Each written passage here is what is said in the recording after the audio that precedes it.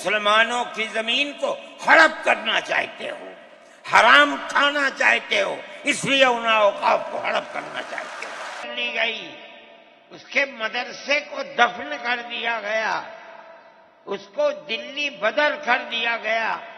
لیکن یہ مسلمان ایسے نہیں تھے جو کسی ملک کے پیسے یا اس کی سطوت اور اس کی طاقت کے سامنے سر جھکا دیتے. جو انہوں نے اپنا موقف اختیار کیا تھا پتھر کی چٹان کی طرح، اسی طرح اس موقف کے اوپر کھڑے رہے. سب سے پہلا جہاد سن 1932 کے اندر ہوا، ہندوستانی لوگ تو جانتے بھی نہیں، اور اس کے اندر لوگ مر گئے، ختم ہو گئے. شاہ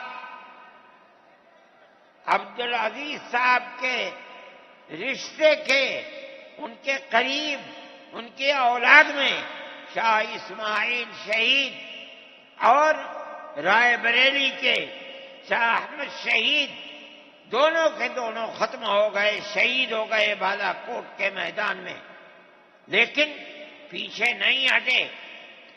وہ لوگ جو بچ کر آئے تھے سن 1857 میں پھر جہاد کر دیا، اور اس کے اندر صرف اسی دلی کے اندر 33,000 مسلمان شہید کیے گئے، اور لال قلعے سے لے کر جامع مسجد تک درختوں کے اوپر ان کی لاشوں کو لٹکا دیا گیا. یہ مسلمان کی تاریخ ہے، علماء کی تاریخ ہے. بتائیں کون ہے جس کی زندگی کے اندر یہ تاریخ مل سکتی ہے؟ میں کہتا ہوں، لاکھوں آدمی کے سامنے کہتا ہوں، کوئی مائی کا لال ہے جس نے اس ملک کی اس طرح خدمت کی ہو جس طرح مسلمان علماء نے خدمت کی ہے؟ میرے بھائی، جمعیت علماء انہی مجاہدین کی بنائی ہوئی جماعت ہے. ہم تو ان کے جوتے سیدھے کرنے والے ہیں. ہمارا کیا کام ہے؟ ایک ہی کام ہے کہ انہوں نے جو جمعیت کی بنیاد کے اندر ہندو مسلم اتحاد اور ملک کے ہر بسنے والے کو ایک پیغام دیا تھا پیار و محبت کا، ہم اسی پیغام کو لیے بیٹھے ہوئے ہیں. ہمارا کام صرف اتنا ہے. دنیا توڑنا چاہتی ہے، حکومتیں برباد کرنا چاہتی ہیں، فرقہ پرست ذہنیت آگ لگانا چاہتی ہے، یہ نعرہ دینا چاہتی ہے کہ ہندو الگ، سکھ الگ، مسلمان الگ. ہم کہتے ہیں نہیں، ہندو مسلم سکھ عیسائی بھائی بھائی. یہ ہمارا پیغام نہیں ہے، ان بزرگوں کا پیغام ہے جنہوں نے پھانسیوں کے تختوں کو چوما، اپنے اس ملک کے لیے چوما ہے، اس کی آزادی کے لیے چوما ہے. اس ملک کے اندر یگانگت اتحاد جس کو آج آگ لگایا جا رہا ہے، ہمارے بزرگوں نے اس کے لیے چوما ہے، اس کی آزادی کے لیے چوما ہے.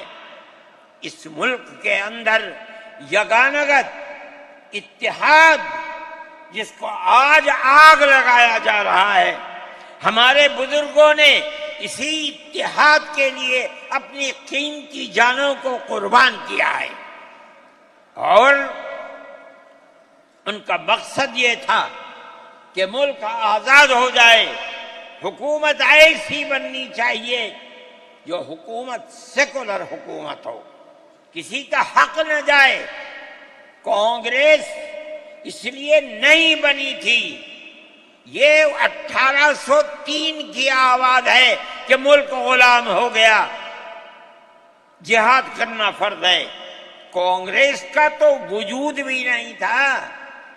کانگریس تو 28 دسمبر 1985 کو بنی ہے، اور اس کا پہلا اجلاس بمبئی کے اندر ہوا ہے.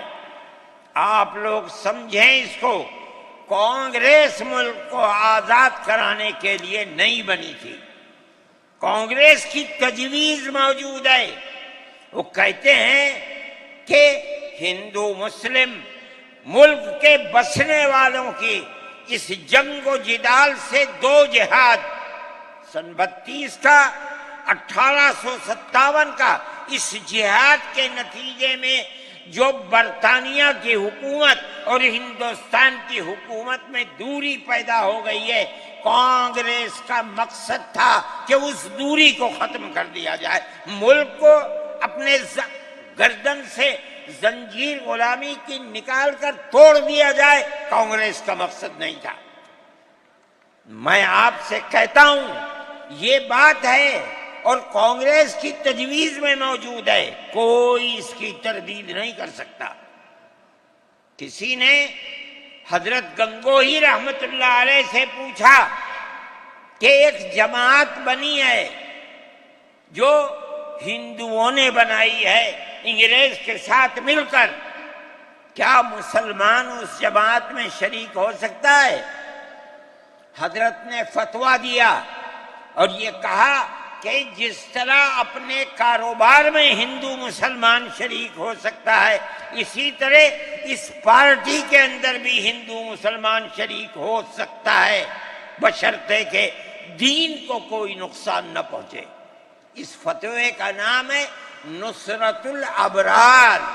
جو پرانی مکتبیں ہیں، لائبریریاں ہیں، یہ آج بھی وہاں موجود ہے. یہ صرف فتویٰ نہیں ہے، یہ اس لیے ہے کہ یہ اشارہ ہے کہ مسلمانوں کو کانگریس کے ساتھ شریک ہونا چاہیے اور کانگریس کے اس نظریے کو بدلنا چاہیے. کانگریس کے اندر مستقل غلامی کی زنجیر کو توڑنے کے لیے اور انگریز کے ساتھ جہاد کرنے کے لیے تیار کرنا چاہیے. مسلمان جوق در جوق اس کے اندر شریک ہوئے، کانگریس کے اس نظریے کو بدل دیا اور کانگریس کو ملک کی آزادی کے لیے کھڑا کر دیا. یہ مسلمان کا، علماء کا، جمعیت علماء کا کردار ہے. کوئی مانے نہ مانے، تاریخ میں لکھی ہوئی چیزیں ہیں. ہم سے پوچھے، ہم وہ تاریخ کی لکھی ہوئی چیزیں دیں گے. ہماری تاریخ کو مٹا دیا گیا. وہ طبقہ جو آج ملک کے اندر اسلام اور مسلمانوں کو دفن کرنا چاہتا ہے، وہ ہماری تاریخ کو دفن کرنے کے اندر کامیاب ہو گیا. مگر ہم کہتے ہیں یہ ہماری تاریخ ہے. میرے بھائی، ملک اسی طرح چلتا رہا. جیسے جیسے آزادی قریب آتی رہی، جمعیت علماء ہند وہ تنہا ایک جماعت تھی جو برابر موتی لال نہرو، جواہر لال نہرو، گاندھی جی سے یہ بات کہتی رہی کہ ہمیں ضمانت دو.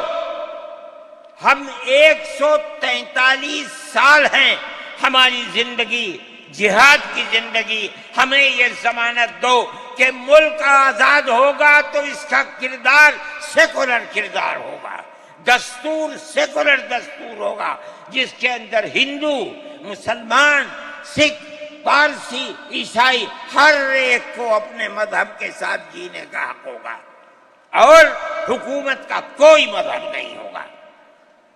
ہمارے پاس تجویزیں موجود ہیں. برابر ہمیں مفتی کفایت اللہ صاحب جو جمعیت علماء کے اس وقت صدر تھے، نام لے کر ان کے پاس موتی لال نہرو، گاندھی جی، یہ لوگ اپنی ورکنگ کمیٹیوں کی تجاویز بھیجتے ہیں. مفتی صاحب کرم فرما، مفتی صاحب یہ ہے کہ ہمارا ملک جب آزاد ہوگا ہم گارنٹی دیتے ہیں کہ ملک سیکولر ملک ہوگا. اس کا کیا مطلب ہے؟ ہمارا کردار، ہمارا مذہب، ہمارا وقت، ہر چیز آزاد رہے گا. مسلمان جس طرح چاہے گا اپنی زندگی گزارے گا، اپنے مذہب کو سینے سے لگا کر زندگی گزارے گا. میں یہ بات صرف ہوائی نہیں کہہ رہا ہوں. آپ غور سے اس تحریر کا ایک ایک لفظ سنیں.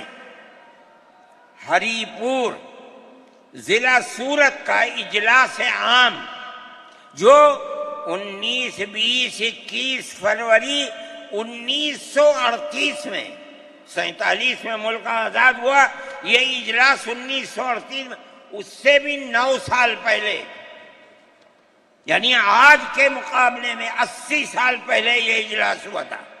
اس کے اندر تجویز دیکھیے آپ، ورکنگ کمیٹی نے 1937 میں اپنی کلکتے کی میٹنگ میں اقلیتوں کے حقوق پر جو تجویز پاس کی تھی اسے یہ کانگریس منظور کرتی ہے، اس وقت کی بات ہے، اور نئے سرے سے اعلان کرتی ہے کہ ہندوستان کی اقلیتوں کے تمدنی، مذہبی اور لسانی حقوق کی حفاظت کرنا کانگریس کا پہلا فرض اور بنیادی پالیسی ہے، تاکہ حکومت کی کسی بھی ایسی اسکیم میں جس میں کانگریس شریک ہو اقلیتوں کو ترقی اور نشو و نما کا زیادہ سے زیادہ موقع مل سکے۔ آپ الفاظ پر غور کیجئے، اور وہ قوم کی سیاسی، اقتصادی اور کلچرل زندگی میں پورا حصہ لے سکے۔ اس کے بعد اس بنیاد پر مسلمانوں کو مطمئن رہنا چاہیے کہ آزاد ہندوستان کی حکومت میں ان کا مذہب، مذہبی فرائض، اذان، نماز، جمعہ، عید، روزہ، حج، زکوٰۃ، مذہبی تبلیغ، مساجد، مقابر، قربانی، مذہبی جلوس، مذہبی جلسے وغیرہ جملہ مذہبی رسوم اور مذہبی ادارے محفوظ ہوں گے، اور اسی طرح ان کی تہذیب و تمدن، ان کے تعلیمی ادارے، خانقاہیں، امام باڑے، عیدگاہیں، تکیے، کربلائیں، آثار قدیمہ، اوقاف وغیرہ سب محفوظ ہوں گے، اور اسی طرح ان کی زبان، ان کی شاعری، رسم الخط وغیرہ سب کے سب آزاد اور محفوظ ہوں گے، کسی پر کوئی رکاوٹ اور قید نہ ہوگی۔ جو میں آپ سے کہہ رہا ہوں، آپ دیکھیے، یو پی کانگریس کا شائع کردہ election board National Herald press Lucknow 1946 کے اندر، شاید 10 فروری ہے جو میں نے نقل کیا ہے، وہ مٹا ہوا سا تھا، اس کے اندر یہ بلیٹن شائع ہوا ہے۔ میں کہتا ہوں کہ ہندوستان کی جمعیت علماء کے بار بار کھچوکے لگانے پر وعدہ کرو کہ ملک سیکولر ملک ہے، وہ وعدہ کرتے چلتے ہیں۔ میں آج آپ سے پوچھتا ہوں کہ اس میں سب سے پہلی چیز ہے کہ مسلمانوں کا مذہب اور مذہبی فرائض محفوظ رہیں گے۔ آج میں پوچھتا ہوں، ملک کی آزادی کو 70-80 سال ہو رہے ہیں، بتائیے کیا محفوظ ہے مسلمانوں کا؟ آپ مذہب محفوظ ہے مسلمانوں کا؟ کیا آپ نے مسلمان مذہب کا مسئلہ قرآن و حدیث سے ثابت ہے؟ آپ جو کچھ کر سکتے تھے آپ نے نکاح اور طلاق کے اندر کر دیا، مذہب کا محفوظ ہے؟ آپ کی حکومت اتراکھنڈ میں ہے، آپ یکساں سول کوڈ، یعنی کوئی تعلق مسلمان کا مذہب سے نہیں ہوگا، گورنمنٹ جو قائم کرے گی اس کے اوپر مسلمان کو چلنا ہوگا۔ کہاں کا سیکولرزم ہے؟ کیا مسلمان اس پر اطمینان کر سکتا ہے؟ آپ کی زندگی اور آپ کی حکومت کا بنیادی ناپاک پتھر یہ ہے کہ مسلمان کو اپنے مذہب سے آپ دور کر دیں۔ کیا آپ اسے قبول کریں گے؟ یہ آج کی حکومت کا یہ مسئلہ ہے. مذہبی فرائض کہاں کے آپ زندہ رہ گئے؟ آج آپ نے مسئلہ بنایا ہے کہ اتراکھنڈ کی ریاست اور شہروں کے اندر مسلمان جو 50 سال سے آباد ہے، آباد بھی نہیں رہ سکے گا. یہ آپ کا کردار ہے، یہ تصویر ہے اور ناپاک تصویر ہے. ہم کہتے ہیں جس تصویر کو آپ پیش کر رہے ہیں یہ تصویر سیکولر دستور کی تصویر نہیں ہے. ہمارا آج کا یہ کنونشن سیکولر دستور کی حفاظت کے لیے ہے. کہاں ہے جی؟ کیا کر رہے ہو؟ اس ملک کو، ملک میں رہنے والوں کے لیے جہنم بنا رہے ہو. جمعیت علماء اس کو قبول نہیں کرتی. ہم تو کہہ رہے ہیں اس بات کو، کسی کی زبان اٹھتی ہو یا نہ اٹھتی ہو، لیکن ہم کہتے ہیں کہ جو ہو رہا ہے وہ ملک کو آگ لگانے کے لیے، دستور کو آگ لگانے کے لیے ہو رہا ہے. جمعیت علماء اسے قبول نہیں کرے گی. اگر جمعیت علماء نے اس بدترین حکومت جو یہ کہتی تھی کہ ہماری حکومت میں سورج نہیں ڈوبتا، جمعیت علماء نے کبھی اس کے سامنے سر نہیں جھکایا ہے، اس کے بعد ہم کس کے سامنے سر جھکائیں گے؟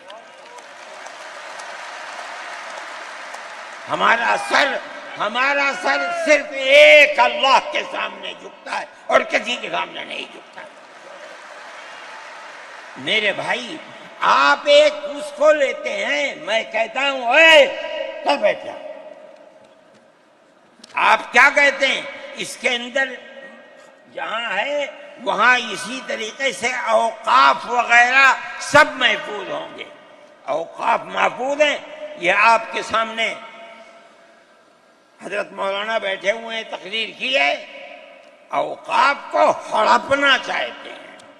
ہماری مسجدیں اسی دلی کے اندر 400 500 سال کی مسجدیں ہیں، جس میں جمعیت علماء کا دفتر بنا ہوا ہے. عبد النبی اکبر کے زمانے کی مسجد ہے. اور کتنی مسجدیں ہیں جن کے پاس اوقاف، اللہ اکبر، لاکھوں کروڑ کے اوقاف ہیں. جونپور میں جا کر کے دیکھو کیسی مسجدیں ہیں. دلی کے قرب و جوار میں دیکھو کتنی بڑی بڑی مسجدیں ہیں. ہندوستان کا وہ طبقہ جو ان مساجد کے اوقاف کو ہڑپ کرنا چاہتا ہے، کہتا ہے اگر کسی وقف زمین یا مسجد یا کسی بھی چیز کے کاغذات وقف کے نہیں آئیں اس کو وقف نہیں مانا جائے گا. کون 500 سال پرانے کاغذات لا کر کے پیش کر دے گا؟ قانون یہ تھا کہ جو مسجد بنی ہے، جو وقف پر بنتی ہے، وہ وقف ہے. آپ کو کیا درد ہے کہ آپ اس وقف کو ختم کرتے ہیں؟ اس کا مطلب ہے مسلمانوں کی زمین کو ہڑپ کرنا چاہتے ہو، حرام کھانا چاہتے ہو، اس لیے ان اوقاف کو ہڑپ کرنا چاہتے ہو. ہم اس کو قبول نہیں کرتے. اوقاف ہمارے آباء و اجداد کے کیے ہوئے ہیں. اوقاف اللہ کی ملکیت میں دیے ہوئے ہیں. مسجدیں بنی ہوئی ہیں، آپ ان کی حفاظت کیجئے، اس لیے کہ ہم اس ملک کے رہنے والے ہیں. ہم باہر سے آئے ہوئے نہیں ہیں. اگر ہندو گوجر ہے مسلمان بھی گوجر ہے، اگر ہندو جاٹ ہے مسلمان بھی جاٹ ہے، اگر ہندو راجپوت ہے مسلمان بھی راجپوت ہے. جاؤ دیکھو کشمیر کے اندر اگر ہندو برہمن ہے مسلمان بھی برہمن ہے. ہم اسی ملک کے رہنے والے ہیں. کسی کو اچھا لگا یہ مذہب وہ اس مذہب میں چلا گیا، کسی کو یہ مذہب اچھا لگا وہ اس مذہب میں چلا گیا. کیا مذہب کی بنیاد پر اس ملک کے اندر آپ ہمیں جینے کا حق نہیں دیں گے؟ ہم اپنے جینے کا حق کو لیں گے.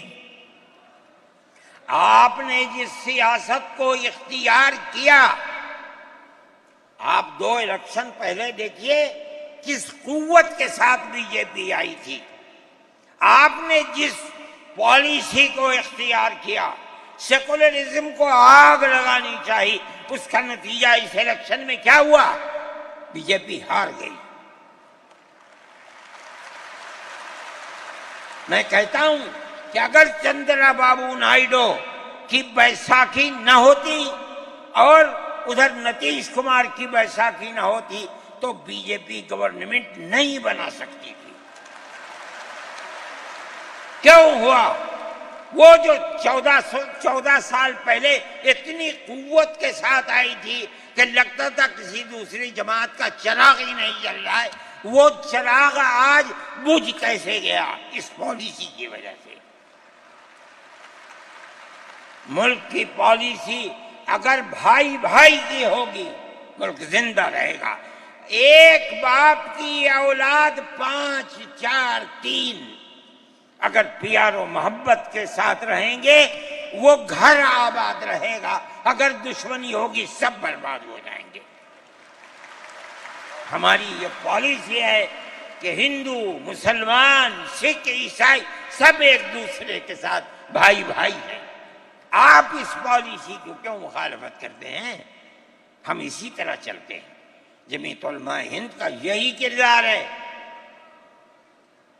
جمعیت علماء ہند آج بھی یہی کرتی ہے۔ میں نے ابھی چند مہینے ہوئے میوات کے اندر لوگ لٹ گئے، پس گئے، ان کو جمع کیا۔ ہم نے ان سب کو 1 لاکھ یا 2 لاکھ روپئے دیے جا کر کے، مسلمان بھی تھے، ہندو بھی تھے، ہم نے ان کو دیا، وہ خوش ہو گئے۔ ہم ہر سال تقریباً 1.5 کروڑ روپئے دیتے ہیں بچوں کو جو پڑھنے والے ہوتے ہیں، جو غریب ہوتے ہیں، اونچی تعلیم کے لیے۔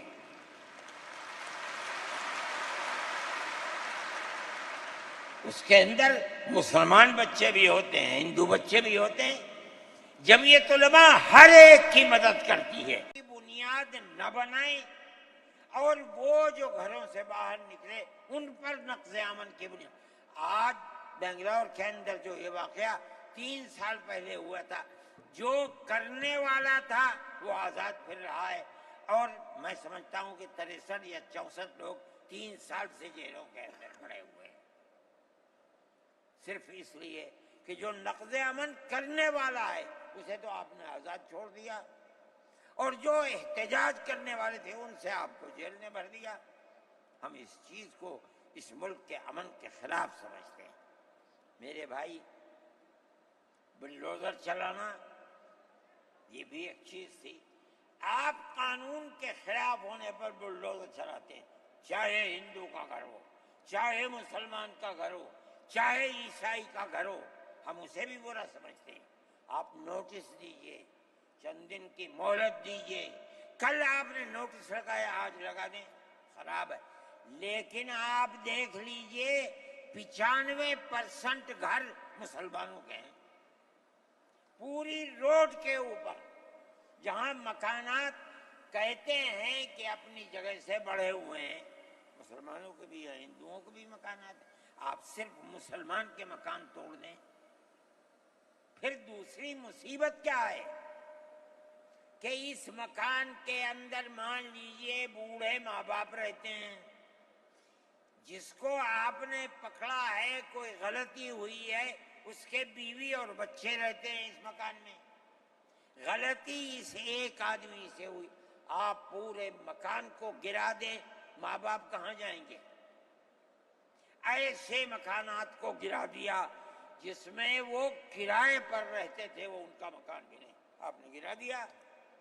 ہم اس کے خلاف، ہم یہ سمجھتے ہیں کہ گورنمنٹ کا یہ عمل ملک کے دستور اور آئین کے خلاف ہے۔ اس لیے جمعیت علماء ان تمام چیزوں کے اوپر نکیر کرتی ہے، اور ہم یہ سمجھتے ہیں کہ اگر یہ ملک زندہ رہے گا تو اخوت و ہمدردی اور پیار و محبت کے ساتھ زندہ رہے گا۔ جمعیت علماء کی یہ پالیسی ہے، ہم سب کو ساتھ لے کر چلتے ہیں، کسی کی مخالفت نہیں۔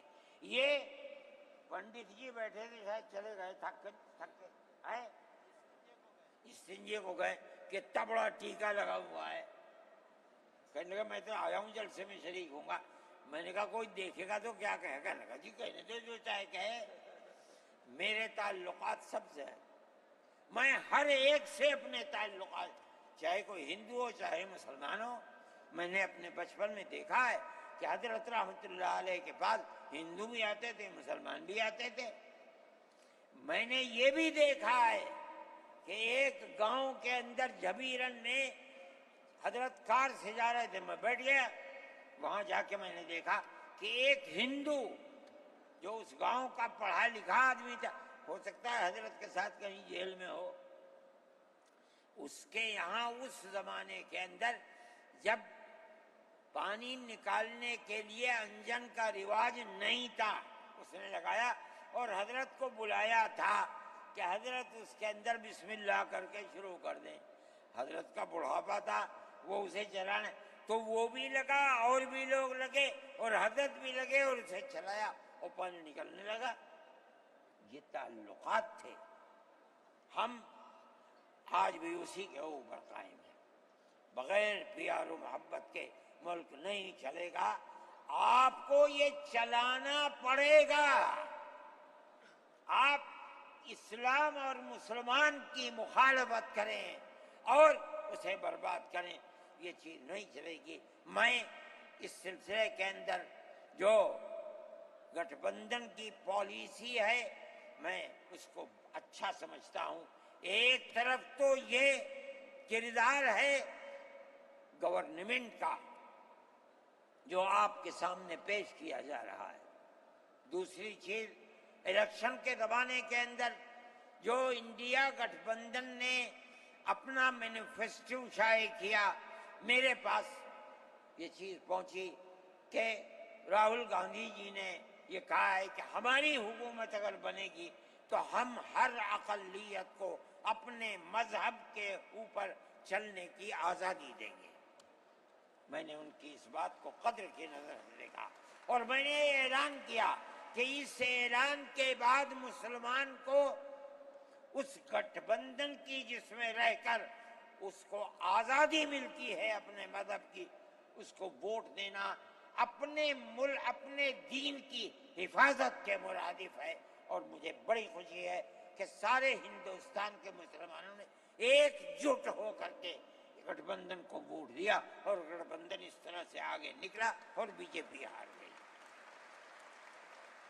میرے بھائی، یہ جمعیت علماء کی پالیسی ہے اور جمعیت علماء اس پالیسی کے اوپر زندہ ہے۔ مسئلہ فلسطین کا ہے، بڑی عجیب بات ہے۔ فلسطین آزاد ملک ہے، حقیقت یہ ہے۔ آپ یہ دیکھیے، جب دولت عثمانیہ کو دنیا کی بڑی طاقتوں نے مل کر ختم کیا اور خلافت اسلامیہ ترک میں ختم ہو گئی، تو امریکہ، روس، برطانیہ، انہوں نے مل کر ایک یہودی حکومت قائم کی، اسرائیل کہتے ہیں۔ اس کی ایک حدود اربع تھی، اس کے اندر فلسطین یعنی بیت المقدس نہیں تھا۔ جب بڑا اسرائیل ہو گیا، امریکہ اس کا سرپرست بن گیا۔ اب اسرائیل نے آگے بڑھ کر فلسطین کے اندر اپنے پیر جمائے اور بیت المقدس کو لینا چاہا۔ نتیجہ یہ ہوا کہ جنگ ہوئی اردن کے اندر اور بیت المقدس پر بھی قبضہ کیا اور اس کے ساتھ ساتھ فلسطینیوں کو غلام بنایا۔ ابھی دل نہیں تھما، تھوڑے دنوں کے بعد پھر آگے بڑھا اور گولان کی وہ پہاڑیاں جو شام کے اندر تھی ان کے اوپر قبضہ کر لیا۔ جس دن پہلا حملہ بولا فلسطینیوں نے، ہمارے ملک کے پرائم منسٹر نے یہ کہا کہ یہ دہشت گرد ہیں۔ مجھے بڑا افسوس ہوا کہ یہ تاریخی دنیا کی نہیں جانتے۔ ایسا لگتا ہے جیسے انہوں نے دنیا کو دیکھا ہی نہیں۔ میں نے اعلان دیا، میں نے یہ کہا کہ جو یہ کہتے ہیں کہ یہ دہشت گرد ہیں، اگر یہ دہشت گرد ہیں اور غلامی کی زنجیروں کو توڑنا، یہ دہشت گردی ہے۔ گاندھی جی بھی دہشت گرد تھے، نہرو بھی دہشت گرد تھے، ہمارے اکابر بھی دہشت گرد تھے۔ یہ ایسی بات ہے جس کی کوئی تعویل نہیں ہو سکتی۔ اللہ کا فضل ہے، اس کے بعد سے آج تک کبھی یہ نہیں کہا گیا کہ دہشت گرد ہے۔ لیکن مجھے افسوس ہے، میں نہیں مانتا ہوں اس بات کو، لیکن ہندوستان کی یہ غلط پالیسی اگر ہے، میں گیا عرب تو میں نے لوگوں سے یہ سنا کہ ہندوستان کا بارود فلسطینیوں کے مارنے کے لیے اسرائیل میں ہو رہا ہے استعمال۔ کہنے والوں نے کہا کہ ہندوستان کے فوجی بھی اسرائیل کے ساتھ لڑ رہے ہیں۔ میں اس کی تصدیق نہیں کر سکا ہوں، اتنے میں بات نہیں، مگر میں یہ کہتا ہوں کہ کھل کر پالیسی ہونی چاہیے۔ آپ اگر فلسطینیوں کے قتل عام پر بازی امریکہ کی طرح کہیے کہ ہماری فوجیں اسرائیل کے ساتھ، آپ بھی کہیے کہ ہماری فوجیں لڑیں گی، اور اگر نہیں ہے اپنے دامن کو پاک کیجیے۔ میں یہ سمجھتا ہوں کہ اس طرح کا قتل عام کہ ساری دنیا ایک طرف کھڑی ہوئی ہے، لیکن یہودی طاقت کے سب کیونکہ سر پر امریکہ ہے، تجویز آتی ہیں اسرائیل کے، نہیں، اسرائیل کے خلاف نمبر 2 پر ہے، سب سے پہلی تجویز امریکہ کے خلاف آنی چاہیے، اس لیے کہ جو بم برس رہے ہیں وہ امریکہ کے ہیں، جو فوج لڑ رہی ہے وہ امریکہ کی ہے۔ اسرائیل کے پاس کتنا ہے؟ جو طاقت ہے وہ بڑی طاقتوں کی دین ہے، اسی بنیاد کے اوپر ساری دنیا کے اندر احتجاج ہو رہا ہے، مگر وہ احتجاج قابل توجہ نہیں ہے۔ جمعیت علماء ان مسائل کو سمجھتی ہے، ہم نے اپنی بات آپ سے کہی ہے، مسلمان اپنے نظریات، اپنے خیالات کو صحیح کرے اور اس نہج کے اوپر چلے۔